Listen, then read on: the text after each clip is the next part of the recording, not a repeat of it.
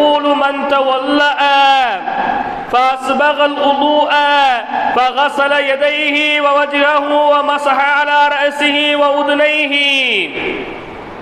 உங்கள்ட்ட இருந்து அவர் கேட்டதா என்கிட்ட சொன்ன ஹதீஸ் என்ன தெரியுமா?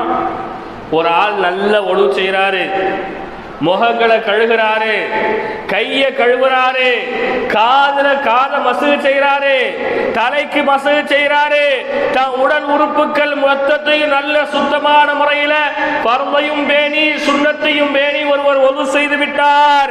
சும்மா காம இல ஸலாத்தின் மஃரூதத்தின், பிறகு பரலாக்கப்பட்ட கடமையாக்கப்பட்ட ஏதோ ஒரு தொழுகையை அவர் தொழுகின்றார்.